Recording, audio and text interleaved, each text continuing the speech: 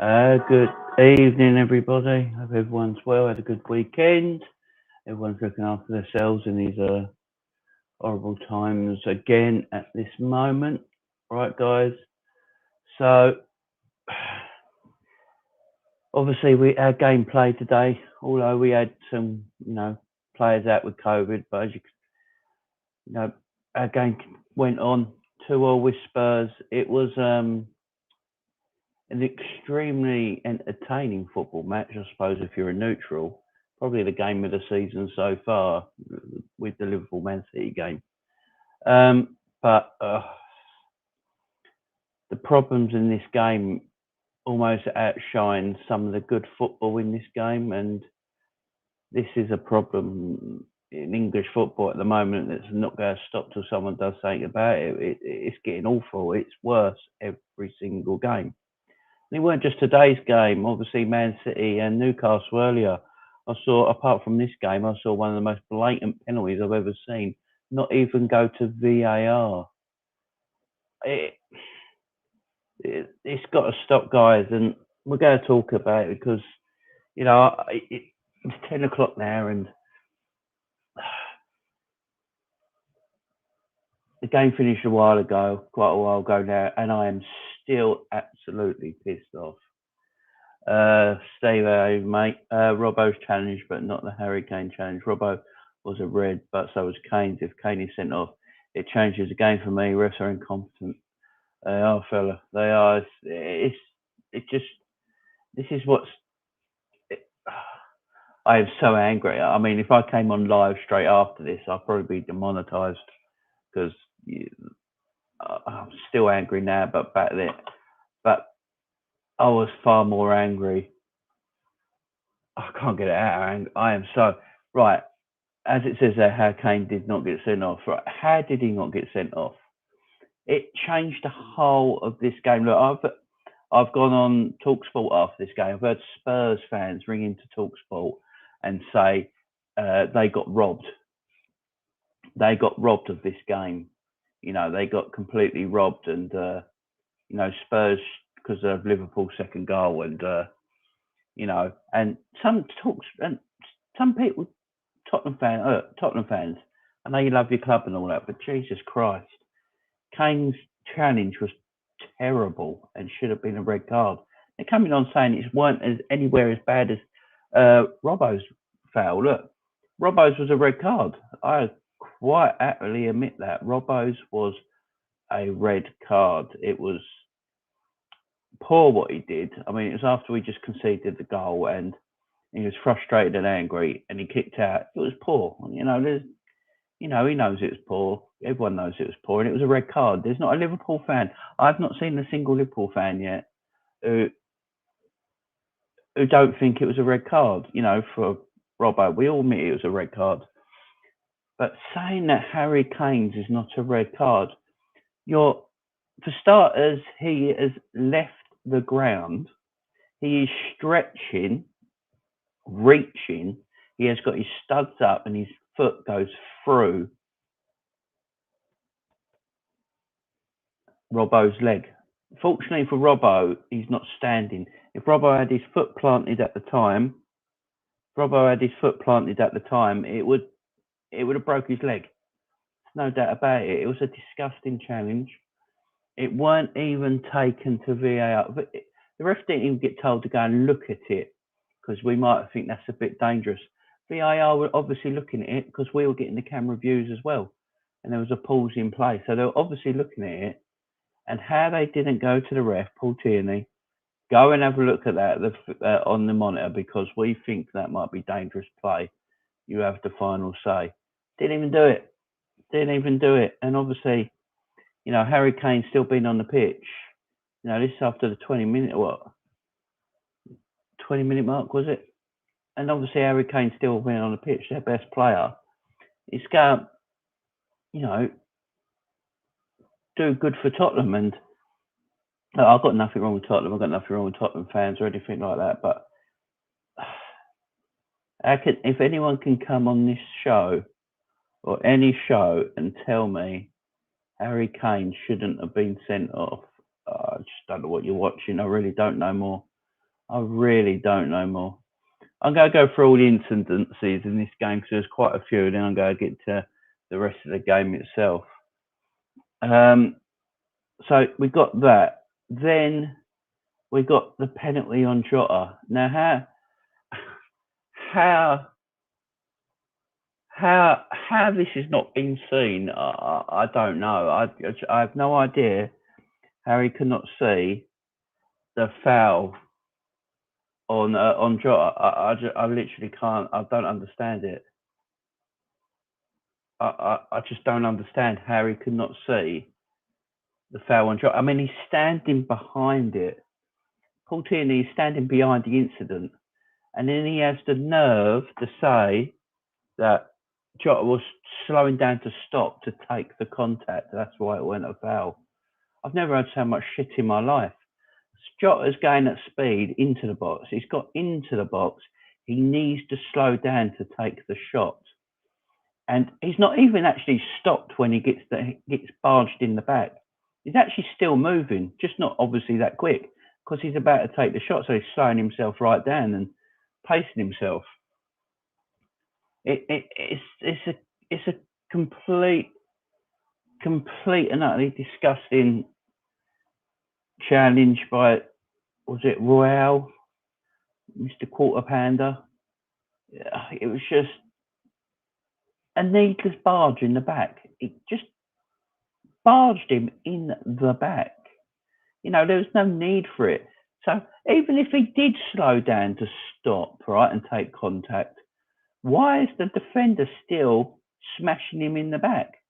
Now, that still don't make sense. He ain't answered that one. I mean, it's preposterous what the crap he's coming out with Paul Tierney.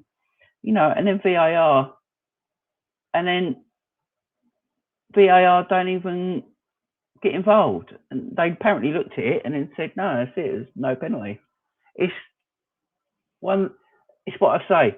I thought it was the worst. I thought the Newcastle Man City penalty earlier on this afternoon was the worst decision I've seen by a ref this season, when Ederson took out Fraser. I mean, he just completely and utterly took him out, and the VARs didn't look at it. And then today, what is going on with the officials in this country? They are awful. Absolutely awful. Sammy Jota's was a pen. Yeah, exactly. The officials in this country are not good. They're not very good. This is probably the best league in the world, with the best managers and players in the world, but we have the worst officials. It's as simple as that. The officials in this country are just awful. Absolutely awful. And I don't know when this ever gets better, because the whole point of VAR was to make it easier for the referees and get their more decisions right than they ever got wrong. And all I've seen for the last 2 seasons is decisions are getting worse, not better. You know, I think decisions were better before VAR. It's getting ridiculous. And it's not the VAR's fault itself, it's the idiots that operate it. You know, I can't remember who they said was operating VAR today. He's got a million camera angles and he can't see the red card offence by Kane and the penalty on Jota. It's wrong in so many levels. And like I'm saying, I'm not saying Robbo's weren't a red card. Robbo's was a red card. What he did was stupid, and he got sent off for it. But they went to the monitor. Paul Tierney booked him at first. Then VAR got in his ear and went, "Oh, you better go and look at the monitor." So he goes and looks at the monitor and sent him off, no problem. Harry Kane's lunging in the air, you know, stretching and lunging in the air, 1 foot up in the air, studs up, knee high. It's just lucky Robbo's legs weren't planted, because if they were planted, he would have really done a lot of damage. And no, we don't need to look at that. It's a okay challenge. It's probably a booking at most. It's what? I don't understand the officiating. I don't understand the process. I just don't get officials in this country. They're just awful with all the stuff. I mean, the way the way the game was going, it was a great game of football. It was end to end, attack versus attack, loads of chances for both teams, especially Tottenham. And we're talking about the state of officiating in this country again, and that should be going talk. We should be talking about a good game of football that we all just witnessed, but no, we're all talking about the terrible, terrible officials in this country yet again. And I just don't know when it. I just don't know when it stops. The officials in this country are just they're beyond bad. They're beyond bad. It's been like the last few. I mean, last week we saw what 8 penalties last week in all the games, and I think 2 of them out of all of them were stonewall penalties. The others were given, and then today they're like, nah, we're not going to give penalties whatsoever. Newcastle didn't get one when they should have got one in against Man City, and then today Jota is going to take the shot. He's ran into the box. He's done everything correct. He's slowing down to take the shot. Royale comes in from behind and does that in his back. Right? Apparently that's not a foul. He attacked him from behind, but it's not a foul. I don't get how that works. Someone needs to tell me because I don't get it. It's just the Harry Kane one's the things that pissed me off the most, guys. It really has, because how the hell does Harry Kane stay on that pitch? It was a disgusting challenge. It was just horrible, and I don't know what Harry Kane has to do in a game to get sent off, because Harry Kane, this is not the first time Harry Kane's been in incidents of red card offences. He does this quite a lot, and he gets away with it quite a lot. And I just don't know where he gets away with it all the time. Like when people are jumping in the air and he doesn't jump with them. So they jump in the air to head the balls. The defenders will jump up to head the ball away. And he will, instead of jumping, he backs into them. And then backs into them so hard, they fall from a height and land hard on the floor. That's fouls. That's a foul. But for some reason, when Harry Kane does it, it's really clever football. It's really clever play. And I just don't get the Harry Kane obsession. I really don't understand this Harry Kane obsession with officials. So what we saw today is the Scotland and England captains, both red card offences, because they both were. One went to VAR, one didn't, and one got sent off and one didn't. And guess what? One got sent off. Yeah, the Scottish captain, because the England captain can't get sent off. It's an absolute disgrace. An absolute disgrace. And I just don't know where we go from here, guys. I really don't know where we go from here with officials. I really don't.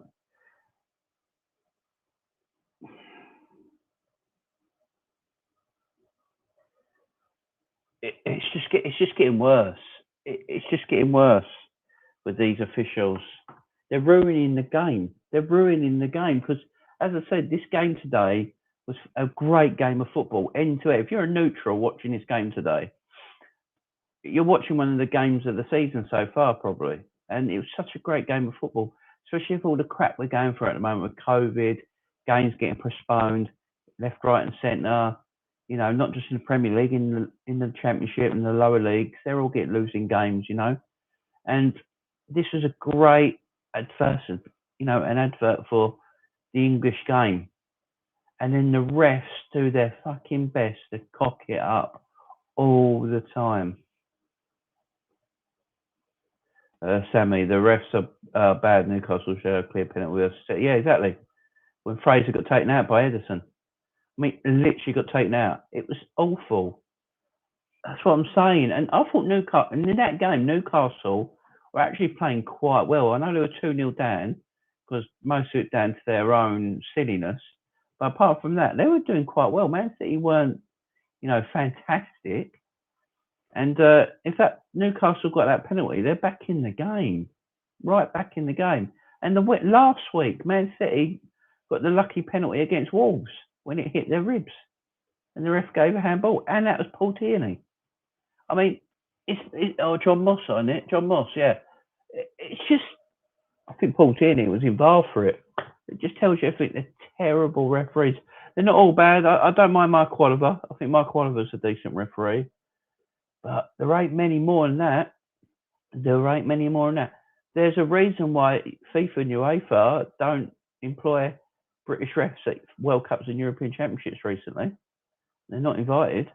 We've got the best league in the world, best managers in the world, best players in the world, and we have the worst officials that are ruining the game. Absolutely ruining the game. Look, I don't care if Harry Kane's white, the England captain, whatever. What he did was a red card offence, and he should have got sent off for it. When you have a similar offence in Robbo later in the game, and they go to VAR, it tells you everything. I couldn't be a manager. I don't know how Klopp kept his composure, to be fair. I know he was going mad. I don't know how he kept his composure even more. So I would have been fuming, absolutely fuming. Decisions are terrible. We're talking about all these officials and decisions today, and we shouldn't be. We should be talking about a great game of football that, you know, brightened everything up over the doom and gloom of COVID again at the moment and games being postponed. But no, officials take left, right, and centre, and then they don't. What annoys me is Paul Tierney and the bloke whoever did VAR today. They've gone home to their wives or girlfriends or husbands or whatever, and they'll have a nice meal, nice drink, go to bed, not think anything of it. No, nothing comes back at them. And that's what annoys me the most. Nothing comes back at them. They don't give a monkey shit, right? But then managers, club owners, us fans, we're sitting there like, this is disgusting. You know, I don't want Paul Tierney refereeing a Liverpool game again this season. I don't want Paul Tierney refereeing a Liverpool game again this season. No, I don't want him nowhere near us. I don't want him nowhere near us. The funny thing is, though, Jurgen Klopp's probably going to get fined because the way he talked to the ref and the outbursts he had. He's probably going to get a fine. But Paul Tierney, he'll go to bed tonight, do his missus, have a drink and go to bed and not think anything more of it. Yeah, and gets away with it. It's a fucking joke. And it's, you know, and then, right, let's talk about the other incident in the game where Tottenham fans think we stole a point off them. Yeah, so Tottenham fans, after the game, I listened to TalkSport, I listened to some other YouTube shows after the game before doing this one, doing mine, and Tottenham fans are all angry and upset. You know, like us Liverpool fans are all angry and upset for the reasons of the Kane incident and the penalty incident. They're all angry and upset because of Salah's goal and thinking that we cost them all 3 points. The ref robbed Spurs of a win, and the ref was all on Liverpool's side today, if you can believe that. That's what a lot of them think. And they just need to learn the rules of the game. Look, Salah was his hat. The goal that Robbo scored, Salah did handball it, right? But Robbo's goal was in the second phase of play. Now, Liverpool didn't make that up for this game today. This rule actually came because of the Tottenham-Fulham game last season. Because of the Tottenham-Fulham game last season, when there was a handball that led to a goal, and I think it stood, or I can't remember now, something happened from it, and they changed the rule. So, Tottenham fans ringing up and all this nonsense, yeah? The rule changed because of your club. Your club is the reason this handball rule changed. So don't start with your BS bullshit, right? There was 2 phases of play, right? If Salah's gone to head it, but he's caught his arm there, if he then took that down and put it in the goal, it would have been disallowed for handball, right?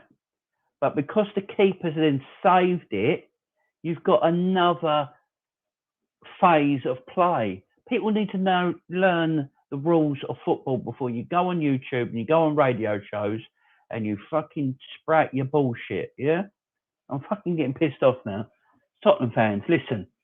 Salah, yes, he handballed it. It hit his head and he handballed it, yeah? The keeper then saved it.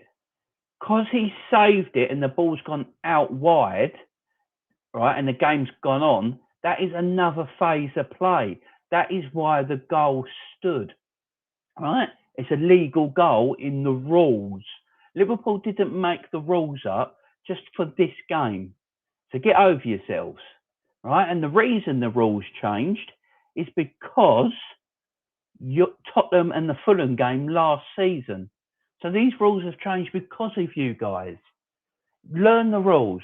Stop being bitches. Yeah? If Salah, where he's headed it and got it on his arm and then took it down and finished it, it would have been no goal and no one would have moaned, not even us Liverpool fans, because that was one complete phase of play. Because the keeper saved it and it's gone out wide and the game's continued and Trent's put a delicious ball in that you fuckers couldn't counter on, and then Robbo's finished it, it's called a goal. You lot have got to get over yourself.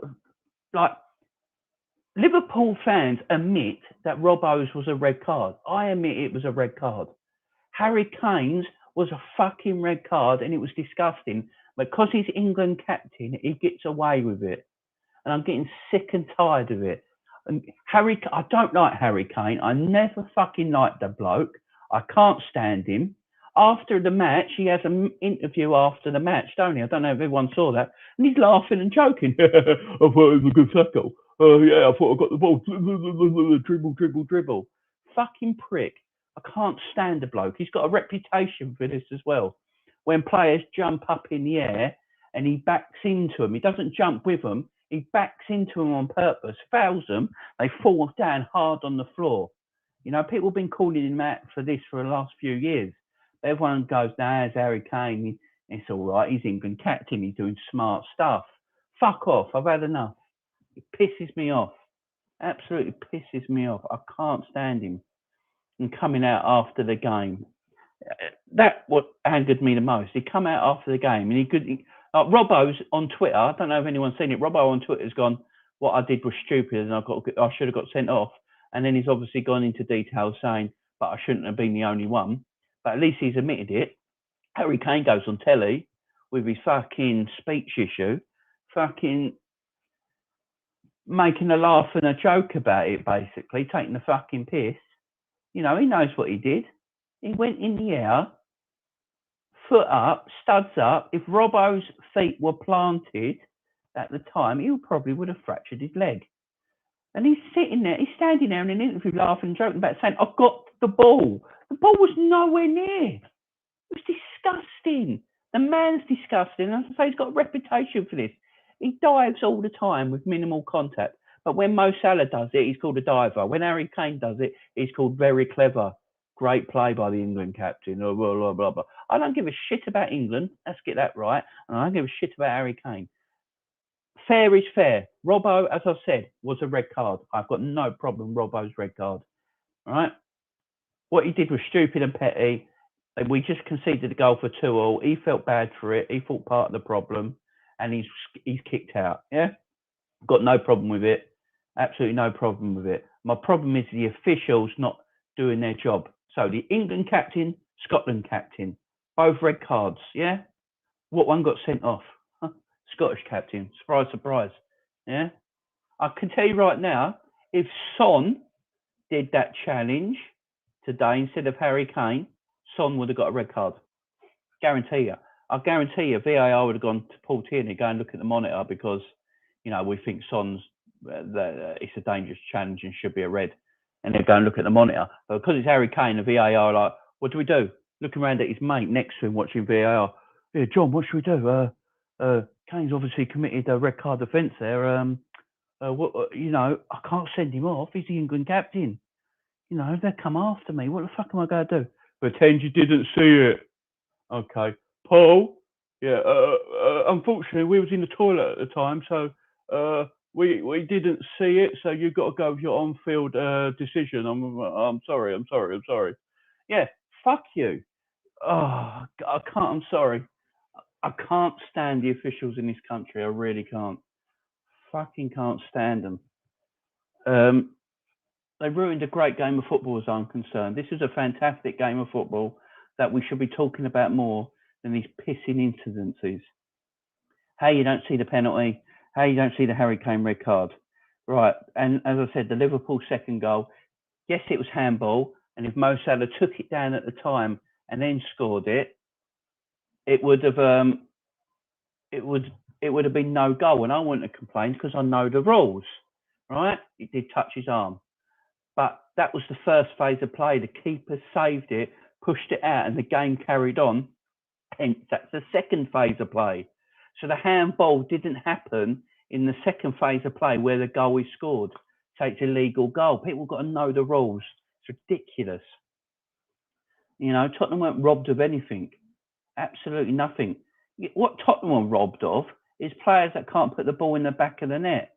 Look, I'll be the first to stand up and say that first 30 minutes of that game today, Spurs should have been 4-0 up. I'm not going to lie. Spurs should have been 4-0 up, but they can't finish. They can't. They couldn't finish a stripper if she was laying there. I'll tell you right now, they're terrible. Like, they couldn't finish their dinner, guys, and they had the nerve to say Liverpool cost them the game. You know, the officials were in it with Liverpool cost them the game. No, look at your own players. Now, Kane missed 2 chances. Son missed a couple.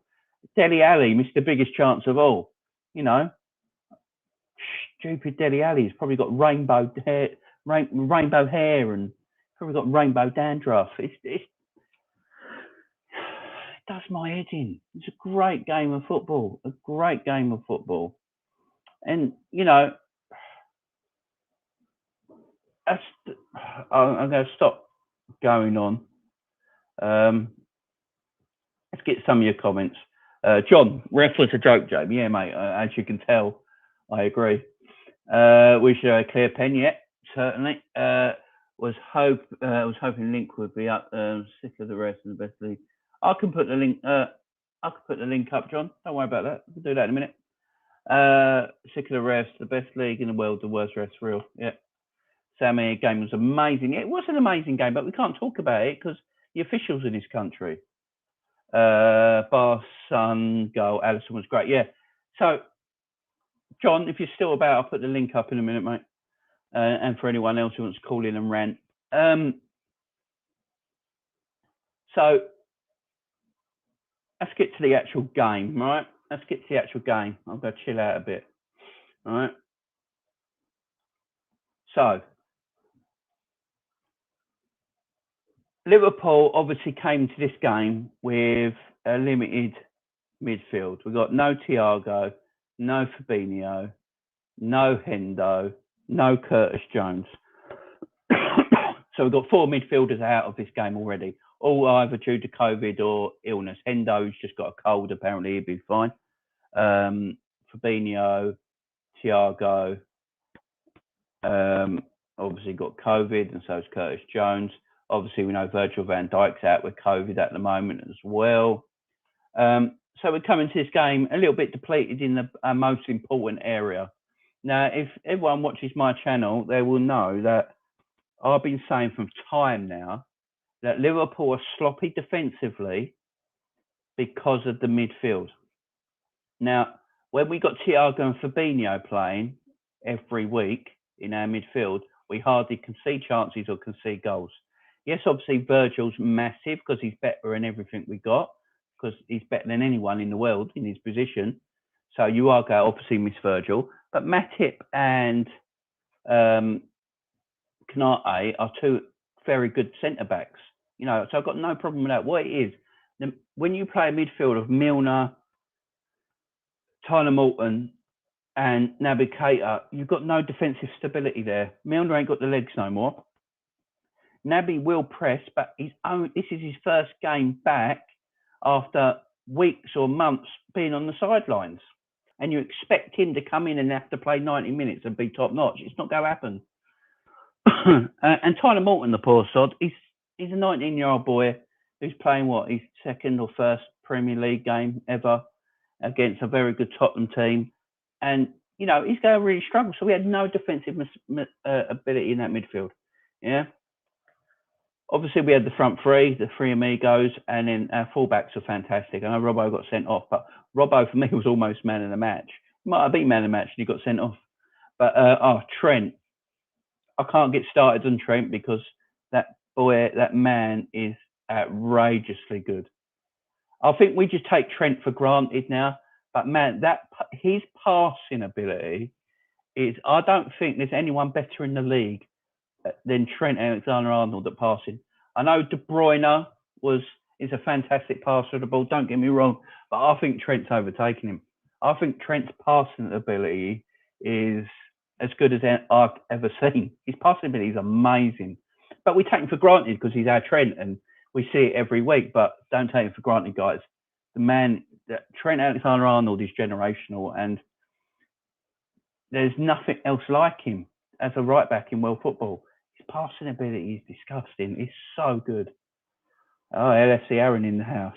Even Jamie, 2 points dropped in total race, but a point gained in the game, I think. Yeah, fella. I totally agree. Sammy, you guys made Winks look decent. Yeah, we did. Liverpool should be given big respect for not asking for the game to be called off. Yeah, exactly. I'm going to get to that as well. So, as we know, we got all our midfield basically out with COVID, Virgil out with COVID. That's the same amount. That's the same amount of players as some other teams that have been out with COVID and had the games postponed. I think Spurs had one more player out than us and had their game suspended and postponed through COVID. What I do like what Liverpool do, Liverpool are very clear with their message of COVID. They tell everyone what players have got COVID and why they're missing. No one knows who in the Man United team, the Tottenham team for the last 2 weeks, no one knows who was out with COVID. How do we know in the Tottenham team it just weren't, 4 players who barely play in a way, right? But part of the squad, but they barely ever play. They're the ones got down with COVID. So they've had just a nice long rest. Teams need to be more clear who's out with COVID. And I like the way Liverpool do it. Liverpool are so like, look, Virgil's out with COVID. For the game, Thiago's out with COVID, won't play. We're very clear and we carry on. Look, I felt Chelsea, considering the teams that have had games postponed because of COVID, I mean, Chelsea couldn't even name a full substitution bench day. Now, I'm not a big Chelsea lover or anything like that, but when you tell Chelsea they can't postpone the game when they can't put out a full subs bench, but Tottenham have had 17 players. Tottenham had 17 squad players available while their players are out with COVID, postponed their games. Get that? It just don't make no sense. At Man United, I understand why Man United postponed their games. They had 19 players out with COVID, and they've only got 9 available players in their whole squad. So obviously, that's fair enough. And I'm not obviously I hate United, but I can see that being a bit fairer. But no, I do like the fact that Liverpool are up front and we say how it is, and this is how it is, and we got these players missing. They're out with COVID, and we carry on. After watching today's game, I wish we did postpone it and play them later down the road. Don't forget, Tottenham have had 2 weeks rest. In them 2 weeks, that was Liverpool's 5th game, while Tottenham had 2 weeks rest. And we had no midfield. Our best players were all out. So to come away with a point from Spurs, if you think about it and take all that into consideration, it was a point gained, I suppose. Obviously 2 lost, but with Alisson kept us in the game. Let's be fair. I know Alisson was at fault for their equaliser, but to be fair, that man was a one-man hero, superhero today. He kept us in the game all match. Some of the stuff, the save from Dele Alli, I don't think anyone's talking about it. For me, it's one of the, if not the save of the season. I don't know. No one's talking about it because it's Alisson. You just expect it, but no, it was fantastic today. And then Alisson the last few months has just had these little, he's brilliant for 87 minutes and he just has one mad moment. I don't know what it is. I'm not having a go at him. I wouldn't have any other keeper. Look, keepers all have mad moments. I've seen Neuer, one of the best goalkeepers of his generation, have completely mad moments in games. It happens. I think all top keepers have mad moments, so I'm not going to get on him too much. But yeah, the save was unreal. John, we've gone there with what I'd say is our B team. Still got a point job well done for me. Yeah, exactly. At first, I thought Ali put it wide. Yeah, that's how good the save was, Sammy. The save was so good. I thought it went wide first. Then on the replay, when you see Allison saved it, jeez, he does not get enough credit, Allison. Does not get enough credit. He's fantastic. Great goalkeeper. And so it finishes 2-2. Tottenham, as I said, had, that first half hour. We play this high line because Jurgen Klopp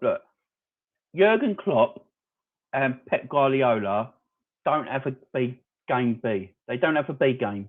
They don't have a second plan. Yeah, they believe in their A plan so much that their B game don't matter. They won't change anything. So when I hear people talking about our high line, why are we still playing a high line without Van Dijk? Because Klopp believes in his A plan so much, he's never going to change it. So there's no point talking about it. So I won't go on about that. Aaron, thoughts on Konate today? I thought he did well given the circumstances. I thought Konate had a great game. I mean, there was two basically goals he saved. One, I think both of Harry Kane. Some people might blame him for the Harry Kane first goal. I thought it was just a fantastic pass to Harry Kane. And to be fair to Harry Kane, his movement for that goal was first rate. Look, I've never underrated Harry Kane as a footballer. I think Harry Kane as a footballer is first class. I'm not going to take that away from him. But as a human being, he's dog shit. And I mean that. As a human being, Harry Kane is dog shit. As a footballer, he's top class. There's two differences. But I thought Konate was great today. Considering he's playing the Virgil role, I thought he was the better out of him and Matip today. And I've been saying it for a while now. Virgil van Dijk and Konate is the partnership going forward. I love Joel Matip, but we've got to start looking to the future, and the future is Konate, and we need Konate to learn under Virgil, while Virgil's in his prime now. While Virgil's in his peak and his prime right now, we need Konate to learn under him, because Konate is obviously going to be Virgil's replacement in the years ahead. Now, Konate is only 22 years old. Now, Virgil's 30. By the time Virgil gets to 34, 35 and starts coming to the end of his career, Konate's going to be 26, 27. He's going to be taking that stepping stone. So I like Konate. I thought Konate was one of our better players. I thought Konate was our best player in that first 30 minutes of the game. I actually think Robertson was our best player in the game. I thought Robbo was fantastic. I know he got sent off, and you can't really give a man of the match a bloke who got sent off.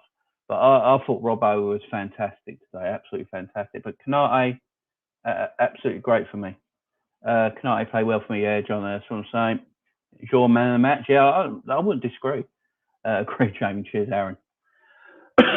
Yeah, I just see Konate as the future for Liverpool, and 36 million we spent on that man, and all the things everyone was talking about before we bought him was his injuries when he was younger, because he tore the muscle off the bone, didn't he? And he did it twice, but he did that when he was very young, and he's still growing. If anyone's looked at Konate, he's the size of an American fridge. This screen I'm in now is his shoulder width. I mean, the man is a unit, and he ain't fully grown into his body yet. He's only 21, 22. He's not fully grown into his body yet. But the injuries don't seem to be a problem with him. And I love Joel Matip, always will. I'm always on thing that if Joel Matip and Keita are fit, you should just play them, because you never know when they're going to be injured. Matip's been fit all season so far, and he's played almost all the games. So, but I think we've got to come to a time where we can't play two 30-year-olds at centre back.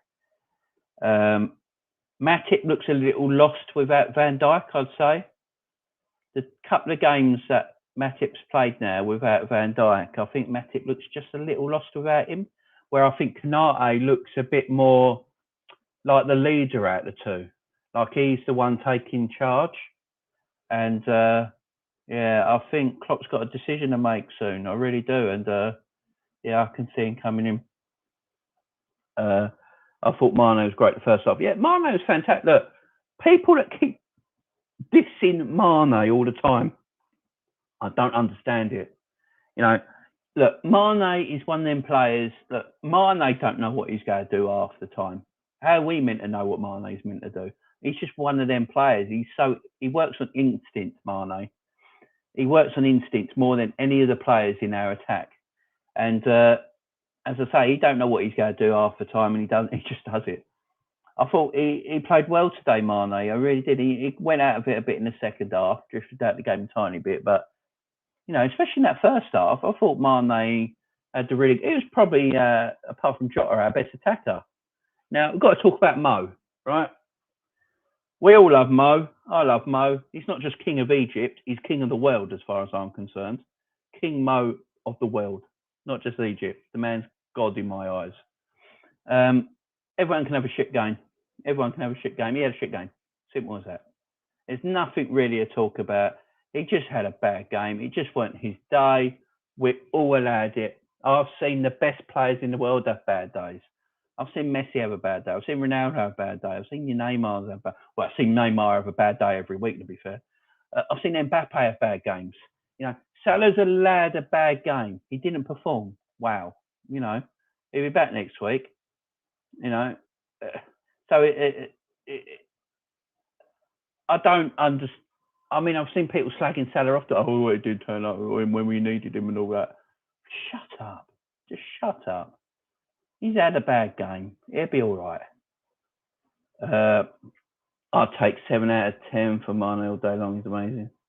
Yeah, I love Mane. I really do. I don't get the abuse he gets. I don't understand the stuff he gets from Liverpool fans on social media.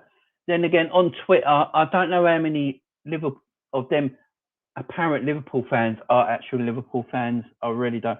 I don't know if everyone knows the Twitter account, LFC Laurie. I don't know if anyone knows that. I had to block him, right? I don't actually know if he's a real Liverpool fan or not, because all he does is slag the club off. Right? I had to block him. It's either block him or find out where he lives. It's one of the two. It just does my head in. I don't understand a lot of these Liverpool fans and this top red bollocks that you see on Liverpool fan channels and Twitter and stuff like that. Oh, you're a top red because you like so and so. You must be a top red this, top red that. Grow up. Because a Liverpool fan has a different opinion to another Liverpool fan doesn't mean he's a top red or is this or is that or is a wall or anything nonsense like that. Just means he has a different opinion. But the people that call people top reds and stuff like that are usually kids. 18, 19, 20, 21, 22-year-olds, right? You see on Twitter at Liverpool fans. If you have a different opinion to them, they call you either a wall because you're not from the place you support or you're a top red and all this bollocks because you're more mature than them and can actually think out loud. And it just does my head in. And, I see this Mane slag off. As soon as the game finished today, you go on Twitter, Mane this, Mane that, Mane this, Mane that. It's like, did you actually watch the game? Did you actually watch the game or are you still on your mother's tit? That's what I want to know. It's just, I can't stand. If I did do YouTube, I wouldn't have Twitter. I'll tell you that right now. But I need Twitter to go with my YouTube channels, help me connect to you guys and be more social and stuff like that. But I tell you what, it's a horrible place to be. Horrible place to be. And Liverpool, I don't understand Liverpool fans. I just don't understand some Liverpool fans, how they get on at our players. Nico Williams last season, Liverpool fans having a go at Nico Williams. Okay, he's not a great player, but he's our player. Why are we getting on him? We got on him so much, he turned his Twitter black. What's that about? Why are you having a go at your own fans? It does my head in. It's pure idioticness and immaturity and patheticness. Leave him alone. Okay, he's not a fantastic player. He's not great. He's not Trent, but he's one of us. He's our player, so we support him, no matter how bad or good he is. It upsets me so much. Football Twitter, especially Liverpool Twitter, Liverpool Spaces. It gets on my tits. And before the game, everyone on Twitter's like, "Oh God, I've heard Salah's got COVID, so that's our season over." Thiago's got COVID, our season over. And then they see the team line up and they're like, oh, God, Milner in midfield. Oh, fuck, might as well give Tottenham 3 points now. It's like, are you actually a fan or are you just here for kicks? Because that's what it sounds like to me. Just patheticness. Absolutely pathetic. Be a real fan and support your team. You know what I mean? That's my nutting. He's a Man United fan. He's a Man United fan, pure dickhead, Jamie. Yeah, I can't stand the bloke. I had to block him because he comes out with so much shit. And he called me a top red. I'm 40 years old. I think the bloke is like 23 because he's just finished uni. So, and he called me a top red. I've been supporting the club longer and he's been alive. And he's calling me a top red. He's a fucking plum. All because I don't believe that, you know, all this FSG shit and all that. And I'm not FSG out and I'm not even FSG in. They're just our owners. I don't really give a shit, you know. Concentrate too much on that bollocks. It pisses me off. But at the end of the day, look, if you told me at the beginning of this game, guys, that we'd have no Virgil because of COVID, we'd have no Thiago, no Fabinho, no Curtis Jones, no Thiago. Right, that's 5, you know. Curtis Jones is a squad player, but that's 4 of our spine right there. Fab, Van Dijk, Fab, and Thiago. You know, that's our spine of our team taken out, yeah? You can't replace them with Henderson because he's sick. You can't replace him with Curtis Jones because he's got COVID. So we've got Milner, young Tyler Morton, Ox, and Naby. Naby Keita and Milner only just got fit again, especially Naby Keita. He only just got fit again. He played a full 90 minutes and he probably have to play on Wednesday as well against Leicester in the League Cup if it happens. I'll get to that in a minute because that could be interesting. So, and with everything that happened and Kane not getting the red card, us not getting the penalty, you know, all these weird things that happened in this game and we come away with it was still a point. You know, I think, look, yes, we're 3 points behind Man City, but it's not actually changed anything because even if we did win today, we're still behind Man City by a point. So we still need Man City to lose a game. So even if, you know, even if we won today, we still need Man City to lose a game. A draw today, we still need Man City to lose a game. So we're not really in any of a different position. Yeah, we're 2 points difference, like from 1 point of 3. Yeah, okay, but still at the end of the day, we still need Man City to lose a game. We're only 3 points behind Man City. For me, as the best squad of players in Europe, we're only 3 points behind them, and we've got exactly the same goal difference. I don't understand what fans up and down are moaning about and complaining about. It doesn't really change anything. Man City has still got to lose a game, and we have just got to stay on their coattails because they will. We're exactly halfway through the season. We've got so much football left to play. Man City are going to drop points. It's going to happen. Now, it might not happen for a few more weeks yet, but they will eventually drop points, especially against the top 6 teams. So we have just got to make sure we stay within touching distance of them. And we are. We've got exactly the same goal difference and we're 3 points behind. Liverpool are in excellent shape. We're doing well in Europe. We've got Inter Milan. I fancy us to beat Inter Milan over 2 legs. And I really fancy us to go far in the Champions League. Liverpool are in great shape. Absolutely great shape. And yeah, and a certain king might be signing his contract. So we've got a lot of talk about it still in this video, guys. Not FSG in or out, but not happy with them spending money buying up their football teams. They don't give us money, really. Yeah, I sort of agree. We still need to play there and people need to relax. We'll win this league. Exactly, John. Exactly, John. Listen, we've got half the season left yet. We've got so much football. As I said, we're exactly the same goal difference and 3 points behind. If Man City lose their next game, we win our next game. Yeah, we go above them. We're on the same points, but our goal difference will be better because they'll be losing, we'll be winning. Yeah. So then this don't matter. It's going to be like this till the end of the season. It's going to be nip and tuck between us and Man City. Chelsea are gone. They're gone. But I mean, we could have made that a bigger gap today. That's the only thing that frustrates me. If we won today, we'd be 5 points in front of Chelsea, and I don't see Chelsea making up 6 points, catching us up. I don't know when we drop that many points for them to catch us up. Obviously, they're 3 points still behind us, and so Chelsea are not out of it. But Chelsea fans think they're out of it for some reason. I know they're 6 points behind City, so them catching City 6 points is going to be difficult. We're only 3 points behind. We can catch City. I don't think that's not. I don't know. I can't talk all of a sudden. I mean, Chelsea drawing the Wolves today. I sort of feel bad for Chelsea because, as I say, you see all the teams that have had their games postponed, and then Chelsea have 8 or 9 COVID cases, and they can't put out a full subs bench. Look, don't like Chelsea, and I sort of find it funny they had to play, but really, when you deep down think about it, it's not right that the Premier League turned down their application for it and told them they had to play. I suppose it's because Chelsea apparently have this amazing squad that they kept going on about all season that was going to destroy the Premier League and watch out for our rivals and all that. Our league is our squad is unmatched. And they lose a couple of players and they cry like a 3-year-old just had their biscuit taken off them. You know what I mean?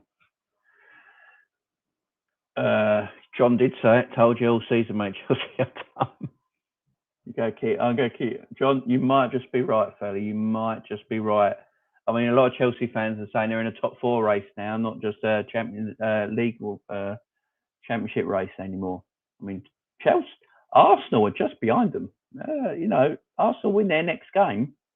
It's going to be tasty. But let's get to off this game, guys, because at the end of the day, I've said all I needed to say. I was pissed off at the officials. I do not like Harry Kane as a human being. I think he's scum. The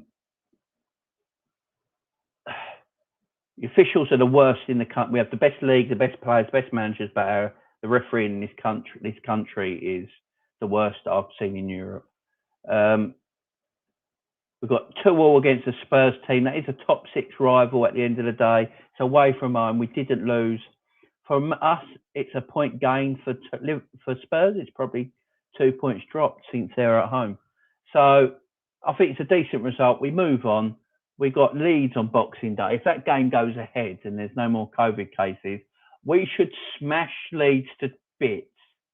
And I mean smash them. I hope this Liverpool team is pissed off and we will smash the granny out of Leeds. Absolutely rip them apart. And it's the morning kickoff on Boxing Day. So you can all tuck into your turkey sandwiches for breakfast and watch bloody Liverpool smash Leeds, a new one on Boxing Day. But guys, let's get to some other news now. This was spoken about yesterday. So the talk come out yesterday about Salah's new contract. Now, what we're hearing, I listened to Jurgen Klopp's interview. There was an interview on Jurgen Klopp today on Sky Sports News and on their YouTube channel. And basically what he's saying and what Kevin Palmer and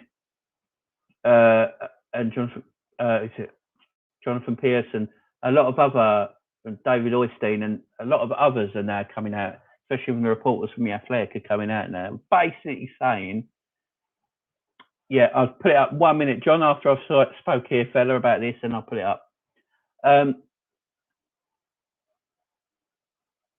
Okay, all right, John, all right. So, one sec, John, one sec, fella. So, by the look of it, Mo Salah's going to sign his contract. So, I know what a lot of Liverpool fans are going to say. It's going to be, they're going to give it into him in January, right?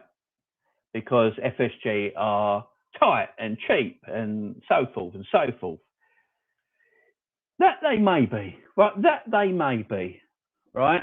Because what it means is they don't have to pay him for the full year if they start a new contract in January. So they haven't got and then when the tax year runs through, they've only paid him his new contract for a few months, and not a whole year. That's why they'll wait until January.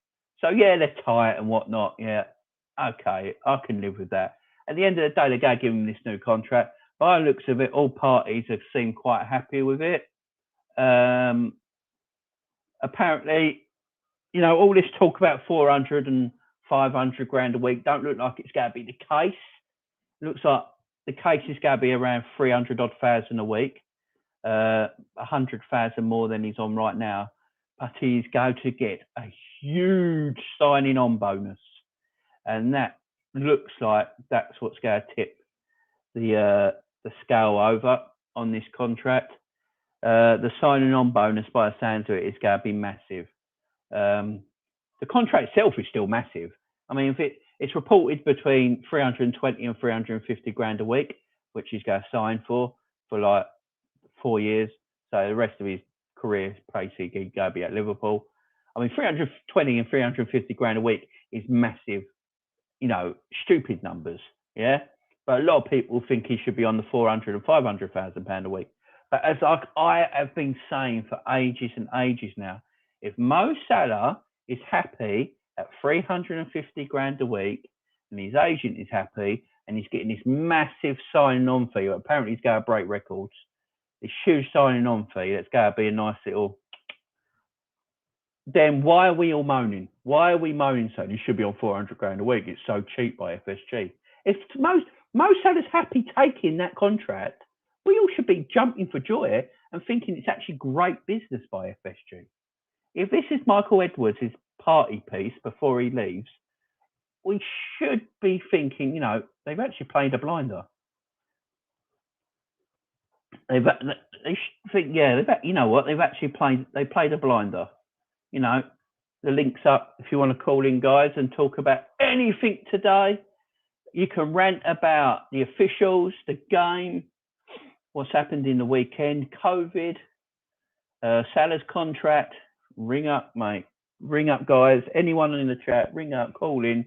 We'll have a chat. But yeah, it's just, yeah,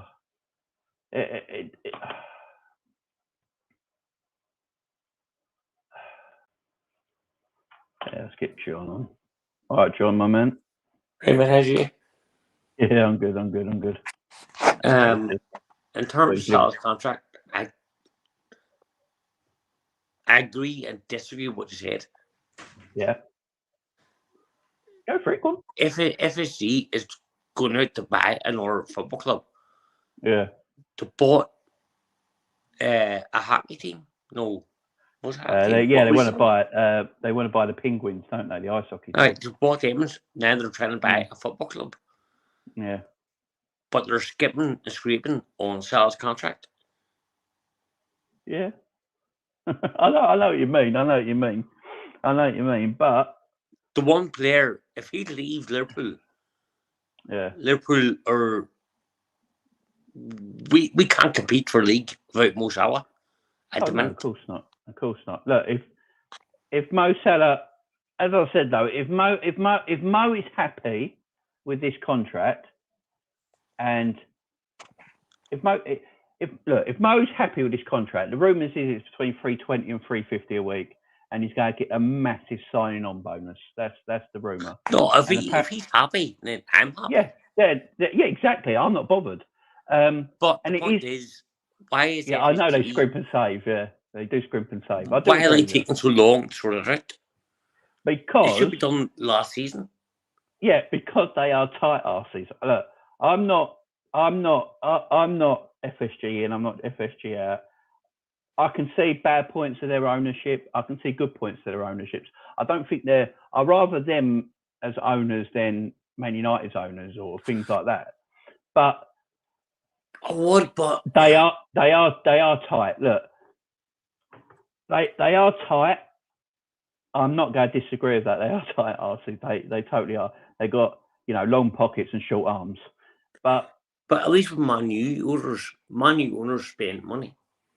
Look at the fucking state they're in. But at least they spent money. Yeah, but the thing is, though, like I've always said, you can spend money, but you can waste money at the same time. And that's what I mean. If Liverpool spent money, Klopp has never wasted money. I wouldn't want to get Ronaldo in for a year or so and the vanity project and put him on 500 grand and put him on 500 grand a week. I wouldn't do that. But if you give Klopp that kind of money, Klopp will not waste it.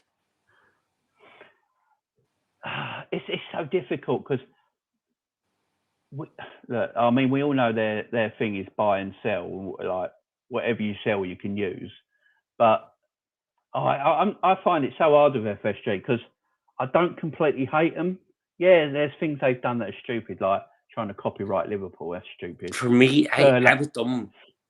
Furloughing the staff, stupid. Tickets, stupid. As owners, I like them. Yeah. As owners, but with the whole European Super League and furloughing staff, I was done. Look, when the European Super League happened, I was like, I can't carry on supporting Liverpool. That's got to be the case because it's just not football anymore. It's not going to go away. They're going to come back. But when now it's gone so long after. Now when I look at it, I can understand where they're coming from because at the end of the day, UEFA is so corrupt.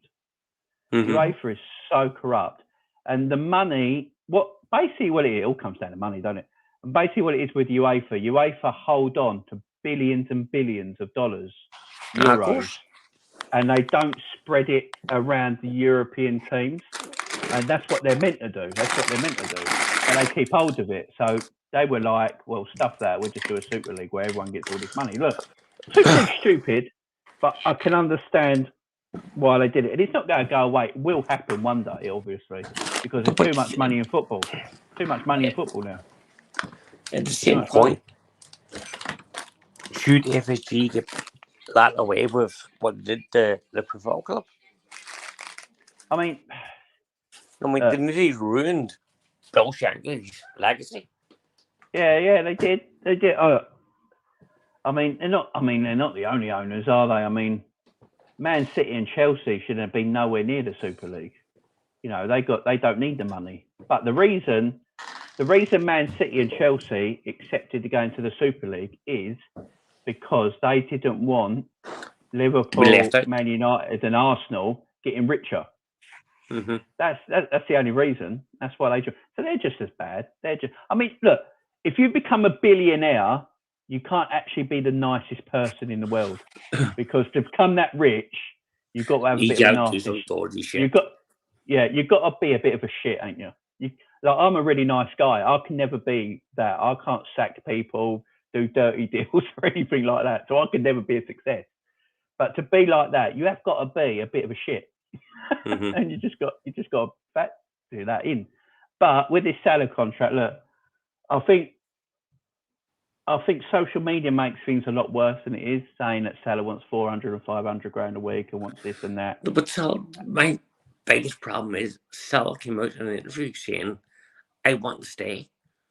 I want to finish my career at Liverpool. He just wants. So Liverpool should have went right, bang, there you go. There's contract. Thing is, though, done. Long contracts. I don't know what it is with Liverpool. I think it's because everyone knows the way Liverpool do business, so it's always talked about. Because apparently I was reading something about De Bruyne when he was signing his Man City new contract. He did what? Was it last year now? Signed it for 400 grand a week, didn't he? And but apparently they were talking for 6 months. 6 months. But it never got spoke about because Man City is so wealthy, they could just do things like that. And that's how everyone thought it happened. It just got like, they just went for a cup of coffee and they just signed a deal. But apparently they were talking for 6 months because these big deals this is probably Salah's last big contract, isn't it? Yeah, exactly. He wants what he's worth. But this signing on fee, what we're hearing about is going to be the sweetener, basically. I mean, it's great business at the end of the day. It's a great. There's talks it was 14, up towards £14 million. Yeah, I mean, look, if you can buy a Porsche, a brand new, state-of-the-art Porsche, the best Porsche you can buy for 500 quid, you know, that's great business. So if they can get They're Mo giving, Salah, if they can get Mo Salah on 350 grand a week and give him a massive sign-on fee, but I don't then think it's about Liverpool money go. with Mo Salah. I don't think Salah cares about money. Well, no, he don't get. Well, I think his agent cares about money. That's the problem. As Eden does, but I don't think Agents. I think Mo would be happy if Mo didn't have an agent. You just brought Mo into the office and said, "Look, Mo, we go off you 300 grand a week, 4-year deal, rest of your career." He'd sign it straight away. The agents are like, they whisper in their ear, don't they, and go, "Look, Mo, let's think about that for a minute, because you can go to PSG and maybe get 500 grand a week." You know, and they just I don't hate see agents. any greed in Salah whatsoever. No, they've got it. He just wants what he's worth. He wants what he's worth. I think And what? that's not what he wants. It's not he wants what he's worth. He wants, for me, he wants to be known. He's valued. He's loved. Yeah. Oh, he's got. I mean, he's got. I mean, I wouldn't be surprised if this contract is signed on New Year's Day. I wouldn't be surprised. I mean, I've said it before. That's the FSG plan all season. Because in January, if you sign a new deal in January, you don't have to pay out a whole year's worth of contract, because where the tax falls. The 31st of January, most of our It contract. That's our saying. It is tight. The FSG. I'm not going to disagree with FSG are type bastards, but I sort of respect them in some ways, being so tight. Because look, they are tight and all that, but we are an extremely well-run club. Do you think they're negotiating with Mbappe? Negotiating with Mbappe? If we're giving Salah 350 grand a week, Mbappe's going to want $500,000. I wouldn't have Mbappe. I think he's a. I don't know about Mbappe. I've never been a massive fan. I've never been a massive fan of Mbappe. I think his ego is too out of control. Yeah, I rather have Haaland. Jude Bellingham. Yeah, the Haaland Mbappe debate's going now, ain't it? And if you could pick the two, I'd rather have Haaland. I don't think Mbappe is much, to be honest. I don't think he works enough. He does well in France, because the French league is a piece of piss. But we've seen it with other people in France. He did. Obviously, he was fantastic in the World Cup. I ain't going to take that away from him. He was fantastic in the World Cup. No, he's a fantastic player. It's like I've said, Mbappe is overrated, but that doesn't mean he's not a great player. You know, it's just that people were putting him at a level of Ronaldo or Messi level, and he's never going to reach that level. He's not that level. He's not that level. He's a level below. That don't mean he's still not a good player. But Mbappe would want, you know, he's going to go Real Madrid and get ridiculous money. Evening, Rich. Hope you're well, mate. Yeah, he's going to want, Mbappe's going to want ridiculous money. He's going to be $500,000 a week, and the bonuses and extras that come with it. And with Mbappe, it's not just him; it's his people, it's his agents. Would you try and strike a deal with Haaland? Birmingham Haaland will leave for 70 million in the summer. If we could afford Haaland, I'd be in for him all day. But I just got this feeling he's going to Man City. But if he can leave for 70 million in the summer, yeah, say January, go right. I'll pay 80 million. Yeah, pay it now. I think he's buy it. Come this summer. His buyout clause is 65 million euros. I think. I bet like a Naby deal. Yeah, get him early and then get him next season. You could do that, like as you say, like Naby. We paid the buyout clause for Naby. What was it, 52 million, wasn't it? And then we got him the following season. You could do that, but Jurgen Klopp doesn't like Mino Raiola, does he? And that's his agent. No, but is that really important? But well, to Klopp, I think it is.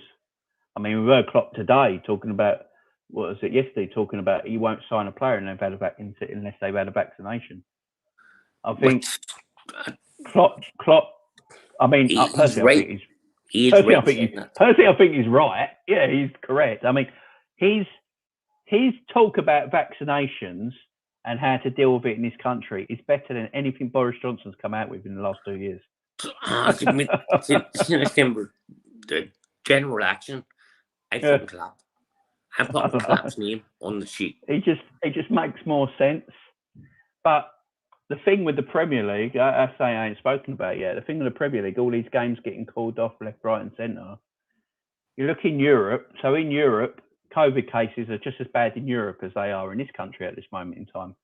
But in Spain, France, and Italy and Germany, they have a vaccine rate of all their leagues up to 90%.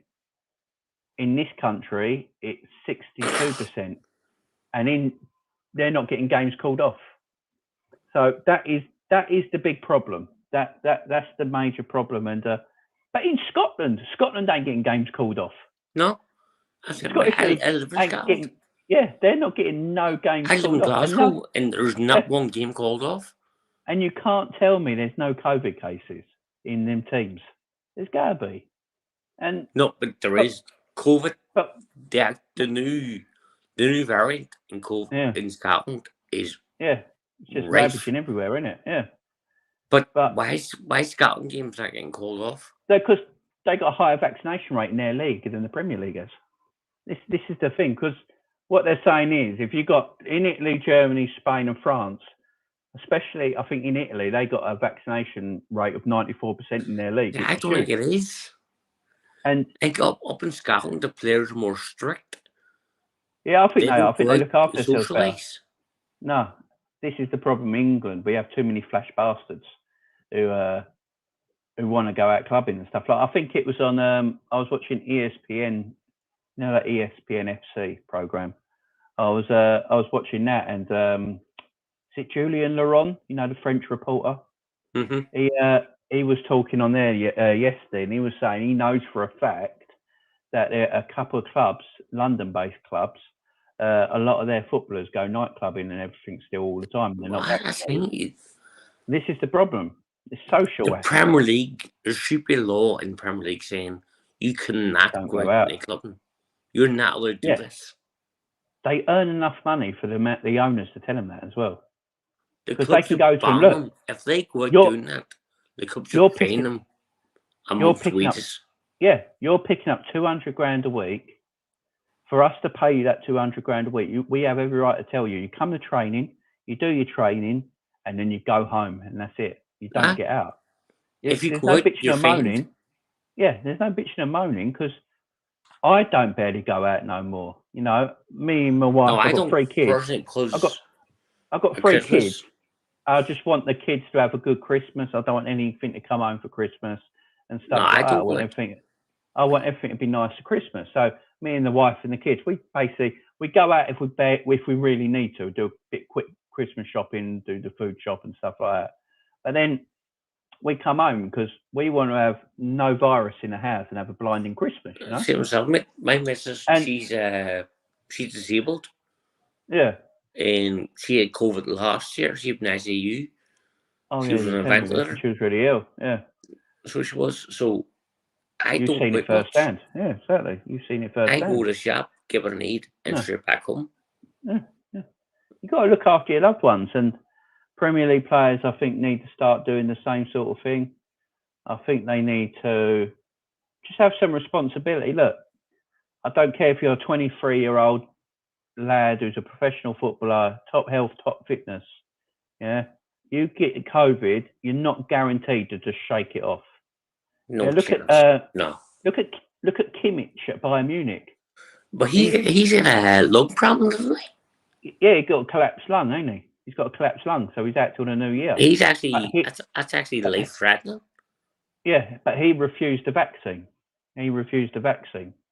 So if I was an owner of a club where I'm spending millions and hundreds of millions on a football club, paying the millions and millions, hundreds of millions in football wages to these players, I'd expect them all to have the vaccine and to keep their social life on hold. I can understand there a certain point why people don't want a vaccine.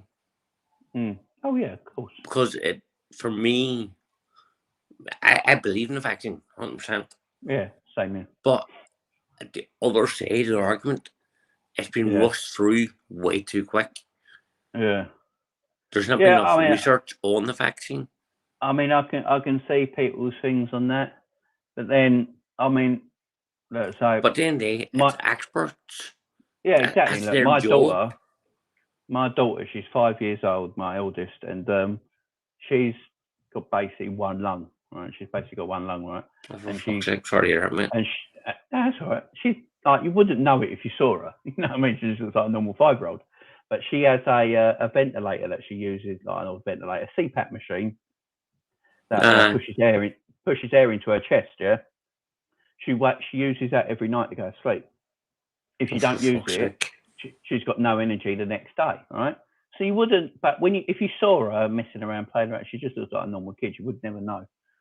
But so the professionals because she's at Great Ormond Street, and the professionals there, what they told us about the vaccine is that because it's a coronavirus and there's different types of coronavirus that's always been around, like the common cold and stuff like that. Mm-hmm. And because so much of it hit at one time and it's all over the world, it's a lot easier to get a vaccine in quicker time because there's so much of it. They said the last time this happened was with smallpox. When smallpox happened, it happened all around the world at really quick time. But they managed to make a vaccine as quick as they possibly could with the technology back then, which took them 2 years. Because of the science and technology and the money we have now, they can make things like this. But part of me also thinks, I've always thought this, part of me also thinks that there's a vaccine for everything in the world. That they just use it when they need. They need it. Use it when they need it because they can't. You can't have a population living forever. I've always thought. I'm the fan, which is probably going to sound because I'm the fan. It's going to sound out there, but I'm a big believer in the royal family. Yeah. I like because I'm from Belfast. I'm from Shanghai Road. Yeah, I like the royal family. Right. I love the Queen. But I also believe. When was the last time we heard of anyone in the royal family having cancer? Yeah, I know. I know. You've never heard it? No. I know they all keep quite. So they're. I believe maybe Ma, but I believe. I think I believe there's cures for everything. Yeah, I think there's cures for everything. But if you cure absolutely everything, then the population lives forever, don't it? And it grows too big. Well, see, if you think about it, there's cancer research, right? Yeah. They make. That's not. People think it's a charity. It's not a charity. It's a business. They make billions of pounds every year. It's a business.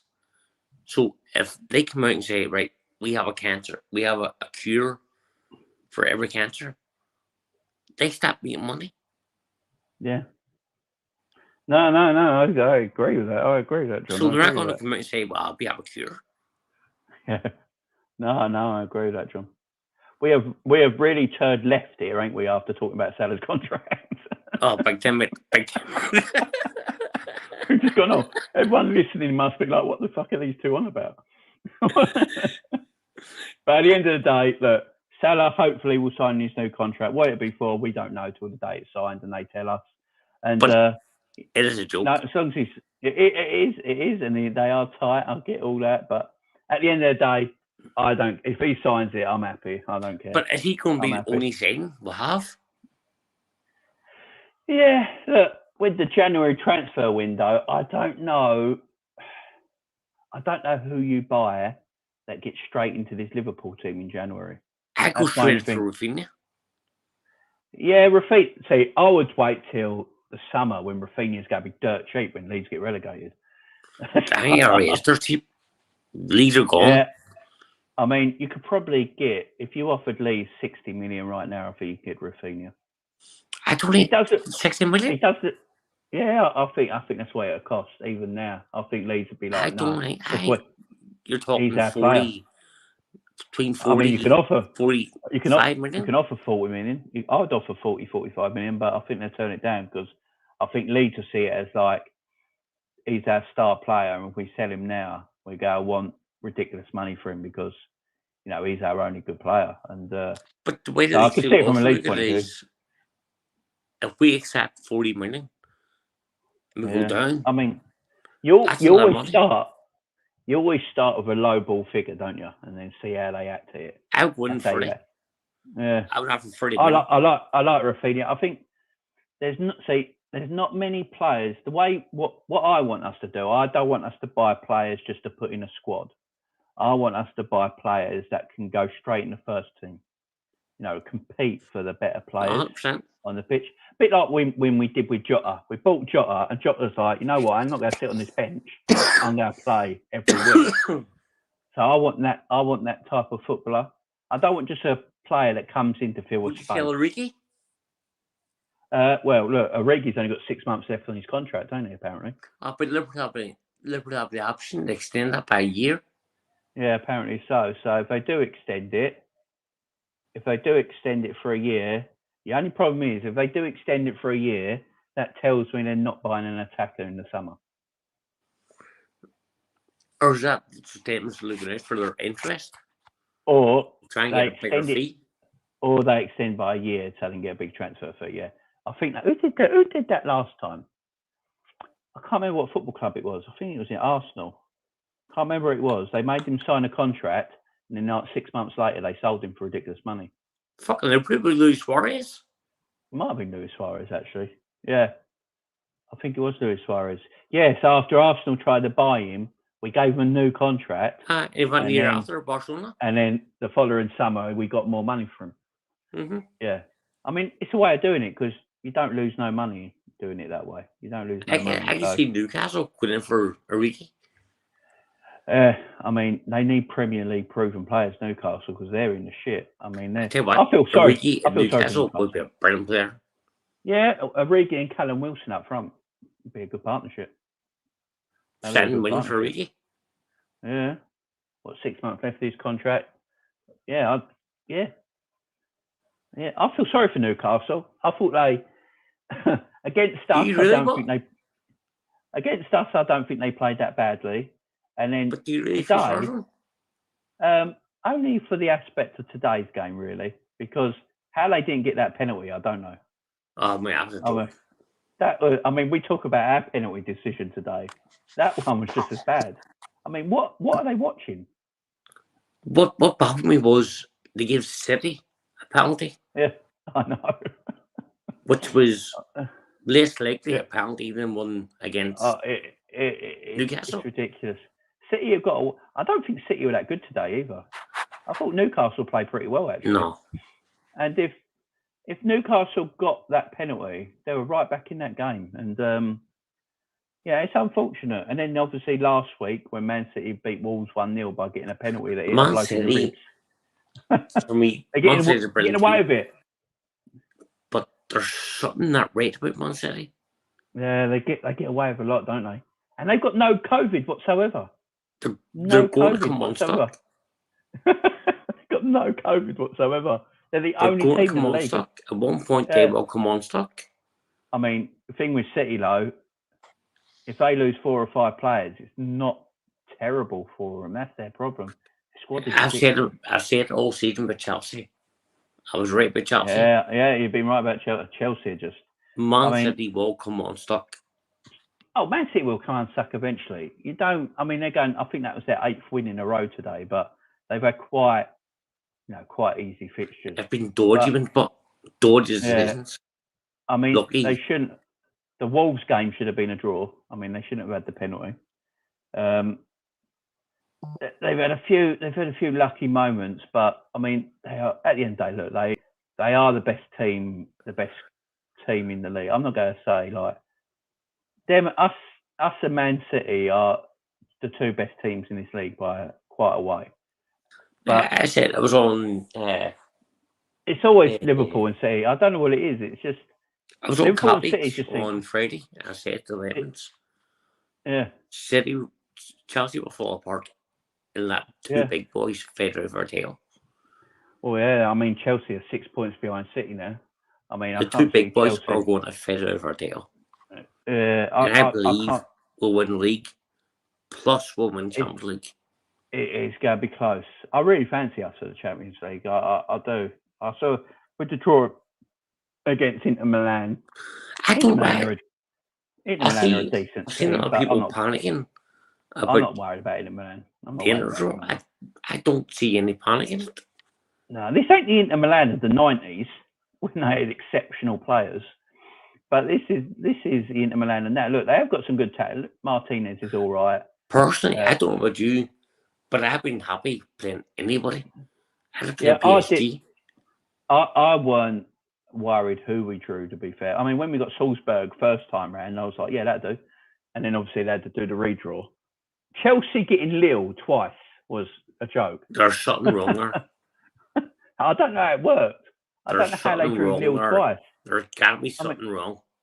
I mean, I was on Coppish on Friday, and some geezer came on Coppish on Friday and did this map out, and the draw was wrong. You know, because you can't draw the same. Fixed. Yeah, I mean, it's totally fixed. And then, you know, Man United getting PSG, then getting Atletico Madrid. But I said to someone on Twitter, Liverpool, Man United, actually, I think getting Atletico Madrid is a harder game than PSG. Because PSG's front three, they don't work. So you're playing against 7 men. Yeah, right. But Atletico Madrid are dirty bastards. It's going to be. It's going to be a filthy game. It's going to be horrible. But Atletico I don't see Man United beating Atletico Madrid in 2 legs. I really don't. Man City, they'll win their game quite easily. I don't know. I don't know why Man City are favourites in the Champions League, though. They're favourites every year, and they always fuck up. But they never win it. They never won the league. Personally, I would have put Bayern Munich and Liverpool as the 2 top ones, and then Man City. Because I think it'll either be... What would you say your final is? I want a Liverpool-Man City final. That's what I want. I want to beat Pep in a Champions League final just to see his face. It'd be great. Can you imagine Klopp being Pep in the Champions League final? That would be a brilliant final, but I've got a feeling it will be as well. I've just got this feeling. That would be the toughest final. I've said it last few weeks since the season has been getting going and what it looks like it's going. I see City and Liverpool competing for the league, just the 2 of them, and I see a Liverpool Man City Champions League final. I really do. Bayern Munich are the only banana skin. We've always done them in Champions League. Yeah, and the only banana skin I see is Bayern Munich. It's the only team. I don't think they're great. Skin I've seen. I'd say I don't think they're amazing, but they do have talented players. They have the. They got European pedigree. Yeah, they got European pedigree. They know what to do in the European Championship. They know how to win a trophy. Man City don't have no European pedigree. They don't know how to win the Champions League, a European Cup. But Bayern Munich is an old squad, isn't it? Yeah, so is Liverpool, I suppose, in some way. Is it really? I mean, what's Liverpool's average age? I think it's 28 and a half. 27. Is it 27? And I think Bayern Munich's is 28. But I wouldn't say that's old. I think that's in your peak, ain't it? That's when you're at your top of your game. Surely Bayern Munich's older than that, isn't it? I don't know, because they've got some young players in there, ain't they? They got some young players in there. I think Lewandowski and Müller are obviously in their 30s. David, what's his name? Yeah, Müller and Lewandowski in their 30s. But then they've got youngsters, ain't they? They've got quite a few youngsters in there. So probably averages it out a little bit. Fucking outstanding, isn't he? He'd be 40 and still be outstanding. Oh yeah, Lewandowski just knows how to score goals. He's the man at that. But yeah, Bayern Munich are the only ones I worry about in the Champions League, apart from probably Man City, because you just don't know what Man City are going to do. I don't think Man U will get past Atletico Madrid. I really don't. I I think Atletico Madrid will just do a dirt on them. So against PSG, I actually think Man United will have a better chance playing PSG than Atletico Madrid. How weird that sounds, because Atletico Madrid are not having a great season, but as we know, the dirty bastards, and Luis Suarez can do anything at a moment. You thought that Man U could beat PSG? Yeah, I mean, they've done it before, haven't they? I mean, Ollie did it when he was Man United manager. He beat PSG. That's your point. No, I mean, my thing with PSG, on paper they look fantastic, but on a football field they don't play as a team. They play as individuals. I mean, Messi, Neymar, and Mbappe are allowed to do whatever they want. It's all, to me, it's all Hi, Luca. ego-based. Hope you're good, mate. Yeah, I mean, they're just allowed to do what they want, PSG, and the front three, they don't run back, do they? They don't defend. They just hang about, wait for something. Play for themselves, not a box. Yeah, they're individuals, and it must be impossible to manage that club. I don't know who can do it. It's Tuchel said that it's impossible to manage PSG because it's not just the players, it's all the people that are around them, ain't it? All the agents, all the families, all the hangout honours and everything. It's just I mean, Neymar. Man U in summer? Yeah. Sorry? Do you see Pat's going to Man U in summer? Oh, I'm not sure. Maybe. I'm not sure on that one. But is it good enough? I don't know. With PSG though, say Neymar. Look at Neymar. I don't actually rate Neymar. I know a lot of people do. I think he looks good. See, I think Neymar looks good when he's winning the game and he starts showboating and doing his tricks and flicks and all that. But when it's getting hard and you need to drag your team up, I've not really seen Neymar. I've not seen Neymar do it much, and I think with Neymar, he's a marketable name, and that's why he's so popular. Could you say the same about Messi? I mean, Messi in his Barcelona days worked as hard as any other player on that pitch, didn't he? I mean, that man used to. I would say the last few years. Last 2 years.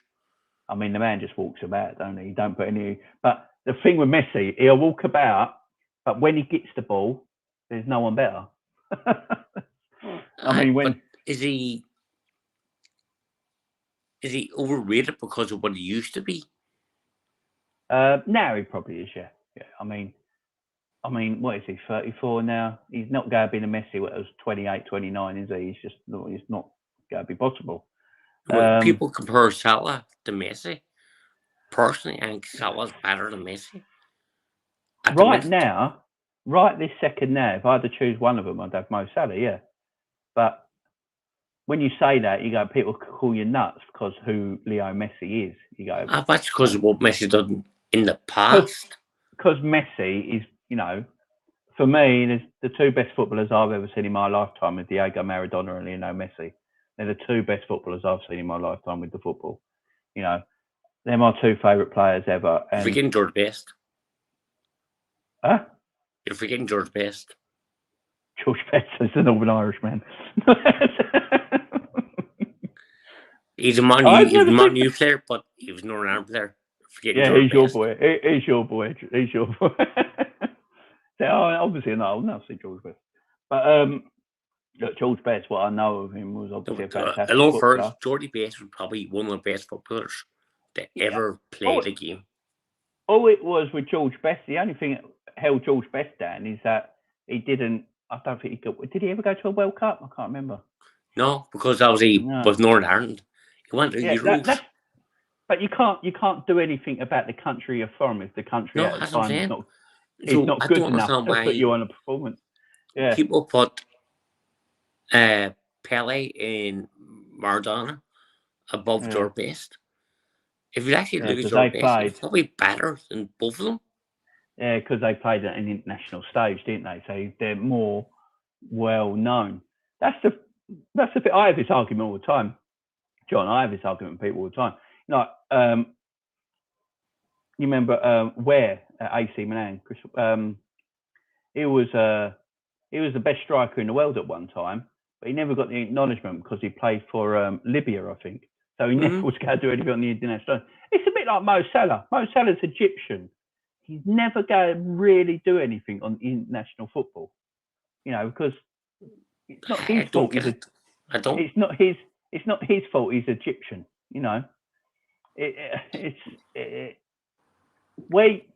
It can't be helped in the international where you're from. I mean, that's why I never go on international records. I hate international records. When people go, for me, like Harry Kane's going to break the England goals. Important icons or George Best and Muhammad Ali. Muhammad Ali. Yeah, Muhammad Ali probably is the greatest boxer ever in the heavyweight division. But I can understand why you're saying George Best. You're a Belfast man. So I can totally understand. It's not so coming from Belfast, but it's stats in the way he played. Yeah. No, if you go back and watch George Best play, he was arguably just as good as Messi and Maradona and say players like that. There's even no doubt about it. 1 year, it's come back. Yeah, I mean, he won. He won the European Cup for him in Portugal in Lisbon, didn't he? I mean, that game alone. I'm sorry. He won the. No, forget everything he said. Forget everything he said. He's won his comeback. He was obviously the money has come back. He was a good player at the end of the day. I gotta give him his due. Britain player, but it's come back. Can't have many nice scumbags on this channel. But no, people shouldn't get too down on today's result. I'm not down. I mean, when I was only down, I weren't down on the result. I was just down on the way the match ended. I mean, I was just pissed off at the officials. I can't believe how bad the officials are. I mean, this game, apart from the Liverpool Man City game, because he was giving them shit because they're pricks. But he basically went because he basically couldn't believe that Harry Kane stayed on the pitch and it never went to VAR, and he basically told them what he thought, and he got a yellow card for it. So because Clapp was right, he got booked. Yeah. Right, so who's there to judge the referee? Oh, it's just the referees get away with murder. They get away with everything. Was it years ago? The referee could be sent off. Yeah. If referees had a bad game, then the people in charge of the referees could demote them. So they could demote them. Why that don't happen no more? Don't happen no more because of VAR. Don't happen no more. So clearly, in our last two games, the referees have bad games. They're terrible. Look, to be fair, they're terrible for everyone. I mean, who makes the call to send the referee off? Fuck knows. I just don't know anymore. I don't. Look, for me, I think the manager's not challenged yet with fourth official. No one's allowed to challenge a ref. They get away with murder. I said this earlier in my video. Referees don't have to explain themselves to anybody.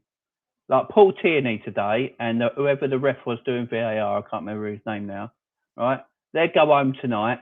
They've probably gone home to their missus, had a nice dinner, a glass of red, go to bed and not think anything of it. And then there's fans and managers who then have to explain and argue about the poor decisions of these referees. And they don't have to explain themselves and they get away with it. I just don't understand how, look, I think Robbo's was a red card. I'm not arguing it. I'm not arguing it. I think it was. No, I think it was a red card. But how you can make that decision on Robbo's and Harry Kane's in the same game and find different options I don't understand that. I don't understand. But my point is, one's the England captain. And the referee give me a yellow card, I have a question. Right, if you give me a yellow card, can I give you a red card? Oh no, you should be able to. Because clearly your decisions are wrong. Well, tomorrow morning, when the refs have their Monday meetings, like they probably do at the beginning of every single week, no one will go to Paul Tierney. So why did you make them decisions yesterday? They just go, well done for a good game last night, and Exactly. let's get on with the next. There's no one there to question them. No, they just get away with it. And so look, there should be an independent body. Yeah, there should be an independent thing. But there used to be.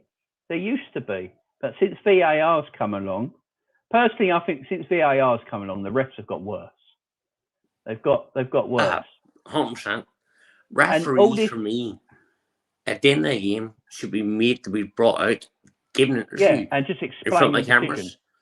Why was this decision made? Why did you do this? Yeah. Why did you do that? Because I want to know, like, apparently what he said about Diogo Jota's penalty was that he told Klopp at the end, didn't he, that Jota stood still and made the contact. But if you watch the game, Jota's actually still moving when he bashes him in the back with his forearm. But no. Well, our Jets was still or not. The guy pushed him over. I know, he just went like that right in the back. He made all him a digging a jaw. But it's like Klopp said, Tierney don't know how to play football because you have to slow down to take the shot. You don't run at 90 miles an hour and shoot. If that happened outside the box, it's free kick. Yeah, of course it was. It was a penalty all day long. Everyone knows it. Everyone knows it was a penalty. Even the pundits after the game were all saying it's a penalty. But even Jermaine Defoe, who played for Spurs, said it's a penalty. Yeah. And Harry Kane's was a definite red card. But there's some fans. But Harry Kane's England captain, so he can't send him off. It's a joke. Look. And then obviously the Salah one, which I had my rant about earlier, where he's handballed it. Because Tottenham fans, because after the football, I always go on the radio stations and he didn't YouTube. Right, he handballed it, right? Yeah, but it's two phases of play. Yeah, exactly. And that's some Tottenham fans rang into TalkSport and saying the refs robbed us of a win and all that and all this crap. And I was like, no, and it's two phases of play. So it's where Salah's headed it and caught his arm at the same time. If he then brought that down, then it's no goal. Off Salah's hand. Yeah, because then it's no goal. But when the keeper saved it, it's gone out wide and the game's continued again. It's the second phase. So the handball never came in the phase of play that Robbo scored with. It's very easy to understand. I don't understand. It's very easy to understand. But the problem is, this rule was changed because of Tottenham and Fulham last season. So the rule is, if you handball it and score in your original phase of play, it's no goal. But if the ball goes out to a second phase of play and you score, it's a goal because the handball's not come from that phase of play. Look, the rule might be wrong, whatever, but they're the rules. And so the goal is a fair goal. So Robbo, till he got sent off, was my man of the match. I thought he was fantastic. But I think that's why every football fan argues.